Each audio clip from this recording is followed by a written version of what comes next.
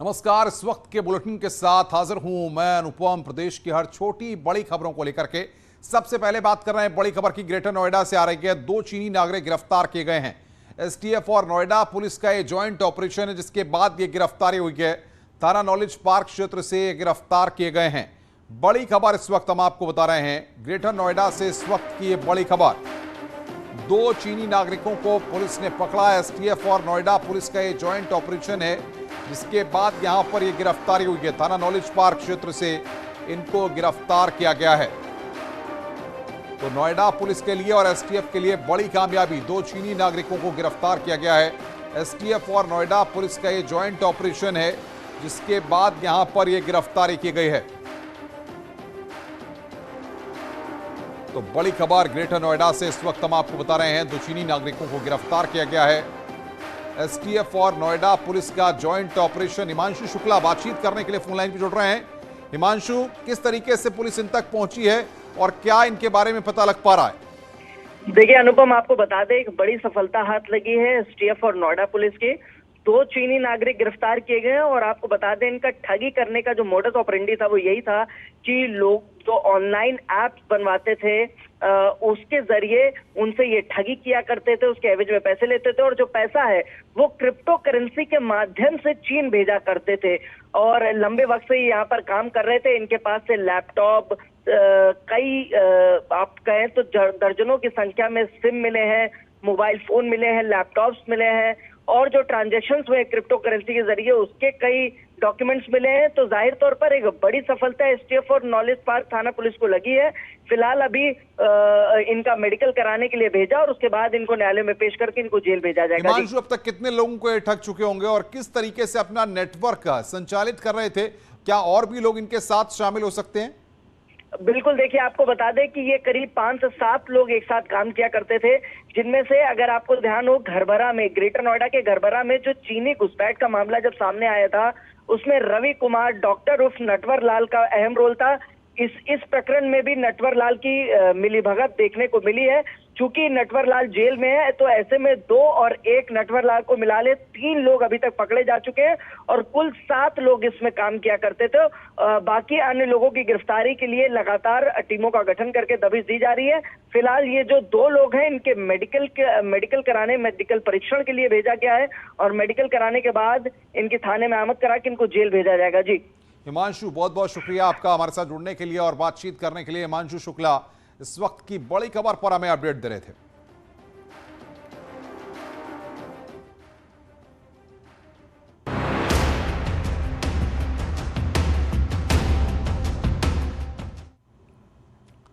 सबका साथ, सबका विकास और सबका विश्वास के अपने स्लोगन के सहारे आगे बढ़ने वाली भारतीय जनता पार्टी अब मिशन 2024 के रंग में आने लगी है। बीजेपी अब पसमानदा बुद्धिजीवियों के जरिए मुसलमानों की बढ़ी आबादी के ओर हाथ बढ़ाएगी। 2024 के लोकसभा चुनाव और उससे पहले होने जा रहे नगरीय निकाय चुनाव के मद्देनजर मुसलमानों के बीच गहरी पैंठ बनाने के लिए पार्टी अपने अल्पसंख्यक मोर्चा के माध्यम से आज देश का पहला पसमानदा बुद्धिजीवी सम्मेलन लखनऊ में आयोजित करने जा रही है।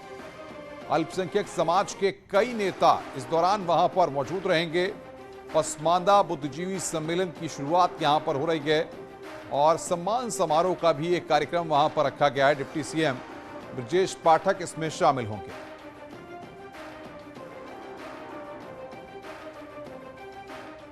भारतीय जनता पार्टी के पसमानदा सम्मेलन को लेकर बीजेपी अल्पसंख्यक मोर्चा के प्रदेश अध्यक्ष कुंवर बासित अली से न्यूज 18 ने खास बातचीत की। प्रदेश के मुस्लिमों में पैठ बनाने के लिए भारतीय जनता पार्टी पसमानदा समाज से जुड़े हुए तमाम अब सम्मेलन आयोजित कर रही है। आज राजधानी लखनऊ में भी पसमानदा बुद्धिजीवी सम्मेलन का आयोजन हो रहा है और इसकी जिम्मेदारी भारतीय जनता पार्टी अल्पसंख्यक मोर्चे पर है। हमारे साथ अल्पसंख्यक मोर्चे के प्रदेश के अध्यक्ष हैं। सर, क्या कुछ रूपरेखा है इस सम्मेलन की, क्या रणनीति है आप लोगों की? भारतीय जनता पार्टी सबका साथ, सबका विकास और सबके विश्वास के साथ जो राजनीति में आगे बढ़ी है और लक्ष्य अंत्योदय, प्रण अंत्योदय, पथ अंत्योदय के साथ पंडित दीनदयाल जी की विचारधारा को लेकर के दुनिया की सबसे बड़ी पार्टी बनी है। तो उसी अंत्योदय के अंदर उसका लफ्जी मायने होते हैं पसमानदा। तो पिछड़ों को आगे बढ़ाने का, लाने का, जो पीछे छूट गए हैं उनको बढ़ाने का काम, क्योंकि लगातार दूसरी पार्टियां, चाहे मैं बसपा की बात करूं, चाहे सपा की बात करूं, चाहे कांग्रेस की बात करूं, वो लोग योजनाओं में हिस्सेदारी अल्पसंख्यक पसमानदा समाज को नहीं दे पाए, चाहे वो राजनीतिक रूप से हो, चाहे वो आर्थिक रूप से हो, चाहे नौकरियां हो, वो केवल इनको वोट बैंक बना करके रखते रहे। लेकिन भारतीय जनता पार्टी ने, मोदी जी और योगी जी ने इनके बच्चों को पढ़ाने का, इनको आवास देने का, बिजली जहां बिजली कनेक्शन नहीं थे बिजली देने का, एलपीजी सिलेंडर देने का काम इस समाज को किया है। तो ऐसी संख्या लगभग उत्तर प्रदेश के अंदर 4.5 करोड़ है।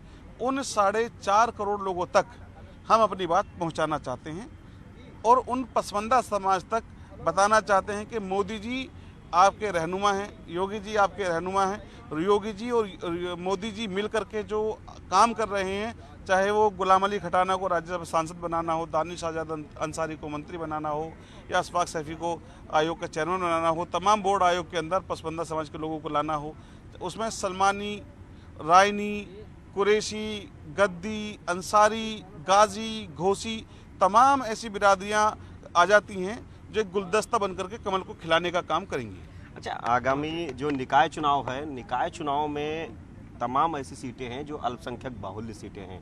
क्या इस बार अल्पसंख्यकों को भारतीय जनता पार्टी टिकट देगी? उनको जो नेतृत्व के लिए, आगे उनको लाने के लिए, प्रतिनिधित्व देने के लिए क्या कुछ ऐसी टिकट की भी बात करेंगे? असल में जो हमारे प्रदेश अध्यक्ष हैं वो एक अच्छे रणनीतिकार, योजनाओं तक नीचे तक पहुंचाने वाले, और उनको जीतना आता है, उनको जिताना आता है। तो वो उन सीटों को एक चिन्हित करने के बाद तमाम ऐसी सीटें जहां हम जीत सकते हैं, 50-60 ऐसी सीटें जहां हम कभी लड़े नहीं, और 1000 के आसपास ऐसे वार्ड जहां भारतीय जनता पार्टी को कभी कैंडिडेट नहीं मिला, या जहां भारतीय जनता पार्टी ने कभी कैंडिडेट नहीं लड़ाया, उन सब पर इस बार भारतीय जनता पार्टी कमल को भेजने का, कमल को वोट कराने का, जिताने का काम करने वाली है, और पार्टी सबके बीच पहुंचने वाली है। नहीं, क्या अल्पसंख्यकों को, हमारा सवाल ये है, अल्पसंख्यकों को इस बार टिकट देगी भारतीय जनता पार्टी?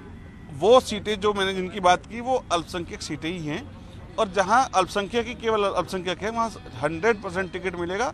और इस बार बड़ी तादाद के अंदर निगमों के अंदर पार्षद और सभासद और नगर पंचायत और नगर निकाय के चेयरमैन मुसलमान बनकर आने वाले हैं। आज से सम्मेलन की शुरुआत हो रही है। जिस तरीके से कानपुर में अगला सम्मेलन बताया जा रहा है, फिर दिवाली बाद वाराणसी में बताया जा रहा है, तो उत्तर प्रदेश के क्या दूसरे हिस्सों में भी अब सम्मेलन होंगे, यूपी की अलग अलग जगहों पर? अगर मैं इसको कहूं कि हम 80 की 80 लोकसभा तक पहुंचने वाले हैं, इसमें ललितपुर भी शामिल है, इसके अंदर वाराणसी शामिल है, इसके अंदर सोनभद्र शामिल है, इसके अंदर लखनऊ, आगरा, कानपुर, मुरादाबाद, अलीगढ़, मेरठ, हर जगह इस तरह के सम्मेलन हम कर करके समाज के अंदर एक नई जागृति, नई सोच लाने वाले हैं। तो ये भारतीय जनता पार्टी की रणनीति है कि किस तरह से लोकसभा की सभी 80 सीटों पर पसमानदा समाज से जुड़े हुए सम्मेलनों का आयोजन होगा और पसमानदा मुस्लिमों में पैठ बनाने की भारतीय जनता पार्टी की रणनीति होगी। कैमरामैन गोपी के साथ संकेत मिश्रा, न्यूज़ 18 लखनऊ। भारतीय जनता पार्टी लखनऊ में पसमानदा मुस्लिम बुद्धिजीवी सम्मेलन में नई रणनीति को धार देने वाली है। पीएम मोदी इससे पहले पसमानदा मुस्लिमों को लेकर बड़ी बात कह चुके हैं।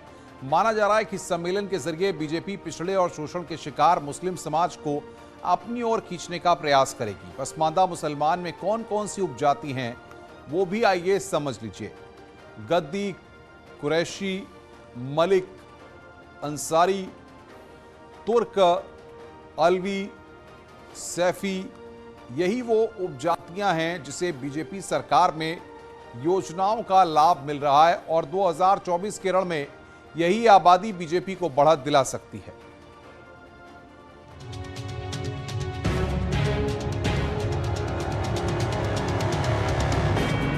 जिस मुस्लिम वोट बैंक के सहारे अखिलेश सत्ता की लड़ाई में ताल ठोकते हैं, जिस मुस्लिम और दलित के सहारे मायावती चुनावी मैदान में दमखम आजमाती रही है, इस बार वो बीजेपी की पहली पसंद है, यानी पसमानदा मुसलमान। ये वो तबका है जो यूपी में 2010 के बाद से कभी समाजवादी पार्टी तो कभी बीएसपी के लिए वोट बैंक हुआ करता था, लेकिन 2017 के बाद से इनका रुख धीरे धीरे बीजेपी की तरफ होने लगा और इस बार यानी 2024 की लड़ाई में बीजेपी पसमानदा मुस्लिम के सहारे सियासी गणित सेट कर रही है। आज पसमानदा समाज मोदी जी और योगी जी की लीडरशिप के अंदर भारतीय जनता पार्टी की तरफ आ रहा है। तो इसीलिए लगातार मोदी जी पसमांदा पर बात कर रहे हैं, पसमांदा को आगे ला रहे हैं। अभी जम्मू कश्मीर से एक सांसद श्री गुलाम अली खटाना जी, उनको बना करके फिर से संदेश दिया है। इधर दानिश आज़ाद अंसारी जी को, और उत्तर प्रदेश के अंदर जितने निगम बोर्ड आयोग हैं सबके अध्यक्ष आज पसमांदा समाज से हैं। इसी के साथ अल्पसंख्यक मोर्चे के अंदर जो पदाधिकारी हैं वो लगभग 80% भी पसमांदा समाज से हैं। तो इसी को ध्यान में रखते हुए रायनी, सैफी, अंसारी, कुरैशी, कस्सार, तमाम बिरादरियों, मंसूरी, तमाम बिरादरियों के जो लोग हैं जो समाज को एक करने का और समाज को आगे बढ़ाने की लड़ाई लड़ रहे हैं, ऐसे लोगों को सम्मानित करने का, ऐसे लोगों को आगे लाने का और मोदी जी और योगी जी की नीतियों को उन तक पहुंचाने का, इनके माध्यम से उनको पार्टी के साथ जोड़ने का ये अल्पसंख्यक मोर्चा का प्रयास है। 2024 की तैयारी में जुटी बीजेपी ने अपनी रणनीतियों पर काम करना शुरू कर दिया है। इसको लेकर बीजेपी अब पहली बार मुस्लिम पसमांदा समाज का सम्मेलन करने जा रही है। बीजेपी का ये सम्मेलन लखनऊ में होने वाला है। सम्मेलन की रणनीति बीजेपी अल्पसंख्यक मोर्चा ने तैयार की है, जिसमें अल्पसंख्यक समाज में सबसे ज्यादा पसमांदा समाज की भागीदारी को बढ़ाने का लक्ष्य रखा गया है। बीजेपी नेतृत्व पसमांदा यानी पिछड़े मुसलमानों के साथ साथ मुस्लिम महिलाओं से भी जोड़ने की रणनीति तैयार कर रहा है। पार्टी नेताओं को लगता है कि अब 3 तलाक प्रथा पर प्रतिबंध जैसी पहल की वजह से एक बड़ा हिस्सा उनके साथ जोड़ सकता है। इसके अलावा केंद्र की मोदी और राज्य की योगी सरकार की विभिन्न योजनाओं को गरीबों के बीच प्रचार करने की रणनीति पर भी काम किया जा रहा है। प्रधानमंत्री नरेंद्र मोदी ने पार्टी के कार्यक्रम में साफ तौर पर कहा था कि पसमांदा समाज को भी साथ लेकर चलना है। तो दूसरी तरफ कुछ दिन पहले संघ प्रमुख से मुस्लिम बुद्धिजीवियों ने मुलाकात की थी। चाहे दिल्ली हो या हैदराबाद या फिर यूपी, इस बार प्रधानमंत्री मोदी की रणनीति लॉक हो चुकी है। मोदी 2024 में वो रिकॉर्ड तोड़ने की तैयारी में है और 37% वोट बैंक को 50% में बदलने की तैयारी कर रहे हैं, जिसकी शुरुआत यूपी से हो रही है। आगामी लोकसभा और निकाय चुनाव की तैयारियों में जुटी भारतीय जनता पार्टी ने अब पसमांदा समाज के जरिए उत्तर प्रदेश ही नहीं देश के मुस्लिमों में पैठ बनानी तेज कर दी है। इसके लिए भारतीय जनता पार्टी ने खास रणनीति बनाई है और इस रणनीति के तहत पूरे उत्तर प्रदेश ही नहीं देश में पसमांदा मुस्लिम सम्मेलन आयोजित किए जाएंगे और उसमें पसमांदा समाज से जुड़े हुए तमाम बुद्धिजीवी वर्ग और जो समाज के अलग अलग क्षेत्रों से वरिष्ठ लोग हैं उनको शामिल किया जाएगा, उनको बुलाया जाएगा। और इसमें जम्मू से लगा के गुजरात, बिहार, पंजाब, पश्चिम बंगाल समेत तमाम जगहों के पसमांदा मुस्लिम समाज से जुड़े हुए लोगों को इन सम्मेलनों में शामिल किया जाएगा। उत्तर प्रदेश में 16 अक्टूबर को इन सम्मेलनों की शुरुआत हो रही है और इसमें उत्तर प्रदेश सरकार के मंत्री, विधायक समेत तमाम बड़े पदाधिकारी पार्टी के मौजूद रहेंगे। कैमरामैन मनोज शाही के साथ संकेत मिश्रा, न्यूज़ 18 लखनऊ।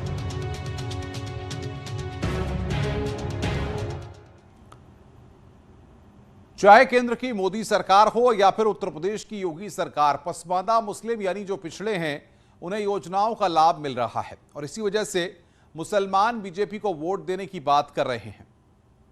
2014 के बाद से जब से सरकार आई मोदी जी की, और उससे पहले अगर हम उस आंकड़े को उठाते हैं और अब तक के, तो ख़ास करके चाहे वो स्कॉलरशिप की बात हो या गुर्बत की या रोज़गार की या स्वास्थ्य की अगर हम बात करते हैं, तो मुसलमानों को लाभ मिला।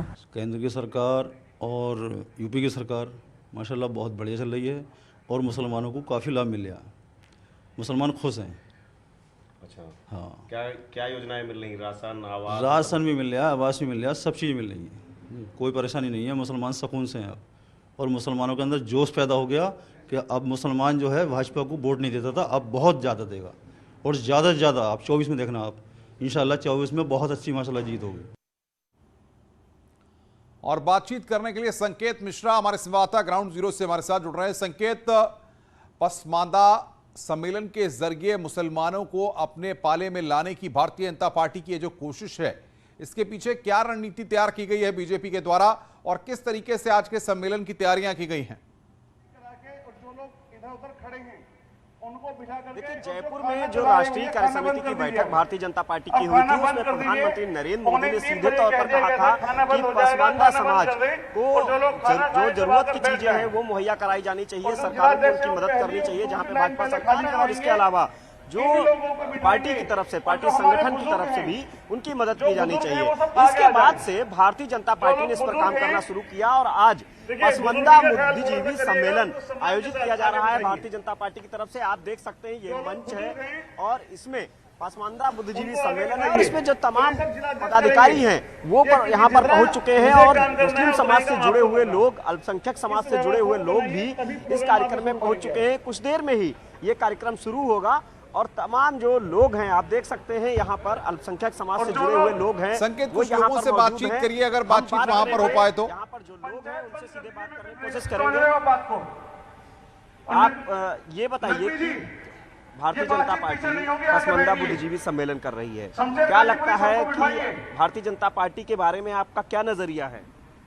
भारतीय जनता पार्टी जो कर रही है पहले हमारा प्रोग्राम वो बहुत बेहतर कर रही है। हमें उम्मीद है कि सबके लिए बेहतर ही अपनी बात रख रही है और हम उसको अपनी क्या वो बात है जो आप लोगों को लगता है कि भारतीय जनता पार्टी आप लोगों के लिए, पसमंदा समाज के लिए कर रही है? जैसा कि आज आप देख रहे हैं कि यहाँ पे पसमानदा बुद्धिजीवी सम्मेलन बुलाया गया है और अगर आप सपा बसपा कांग्रेस की बात करते हैं तो अगर इन लोगों ने ईमानदारी से पसमानदा समाज, मुस्लिम समुदाय के लिए ईमानदारी से कार्य किया होता तो आज शायद ऐसे सम्मेलन की जरूरत न होती। आज आप मुस्लिम बाहुल्य क्षेत्रों में चले जाइए, आज आपको बदला हुआ मंजर दिखाई देगा।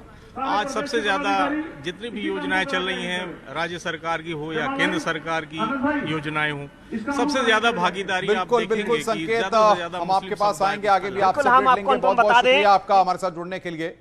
और इस बीच बड़ी खबर आ रही है वाराणसी से, जहां पर गंगा में डूबे हैं 4 पर्यटक। नाविकों ने 2 पर्यटकों को वहां पर बचाया है। 2 पर्यटकों की तलाश इस वक्त जारी है। तलाश में एनडीआरएफ के और गोताखोर जुटे हुए हैं। आंध्र प्रदेश के रहने वाले हैं चारों पर्यटक। ये बड़ी खबर इस वक्त आ रही है। इस वक्त की बड़ी खबर हम बता रहे हैं, गंगा में डूबे हैं 4 पर्यटक। नाविकों ने 2 पर्यटकों को बचाया है। बातचीत करने के लिए हमारे साथ उपेंद्र द्विवेदी जुड़ रहे हैं, जिन्होंने इस खबर को ब्रेक किया है। उपेंद्र, क्या जानकारी आपको मिल पा रही है? देखिए, केदार घाट की घटना है अनुपम, जहां पर ये चारों जो दर्शनार्थी थे, दर्शन करने के बाद यहाँ घाट पर आए थे गंगा स्नान के लिए, और ये सभी आंध्र प्रदेश के हैं। 2 को बचा लिया गया है, लेकिन 2 की अभी तलाश जारी है। एनडीआरएफ, जल पुलिस और स्थानीय जो मल्लाह हैं वो सभी लगे हुए हैं, लेकिन अभी फिलहाल वो उनकी तलाश अभी पूरी नहीं हो पाई है, वो भी नहीं मिले हैं। केदार घाट से सटे हुए जो दूसरे घाट है वहां पर भी, क्योंकि गंगा का फ्लो इसमें बढ़ा हुआ है, जलस्तर भी बढ़ा हुआ है, तो ऐसे में मुश्किल हालात हैं। लेकिन एक सवाल ये भी खड़ा हो रहा है कि जब गंगा का जलस्तर अभी फिलहाल बढ़ा है तो वहाँ स्नान को लेकर कोई गाइडलाइन क्यों नहीं थी, क्यों पुलिस की ओर से कोई बैरिकेड्स या कुछ जो श्रद्धालु हैं उनको सजग करने के लिए, उनको अलर्ट करने के लिए कोई गाइडलाइन या वो बनाना चाहिए था, बैरिकेडिंग बनाना चाहिए था। लेकिन फिलहाल अभी पूरी कोशिश ये है कि जो 2 श्रद्धालु हैं इनको भी ढूंढ लिया जाए। चारों आंध्र प्रदेश के अलग अलग इलाके से हैं और एक साथ यहाँ पर काशी भ्रमण के लिए आए थे। अनुपम, उपेंद्र, बहुत बहुत शुक्रिया आपका हमारे साथ जुड़ने के लिए और बातचीत करने के लिए।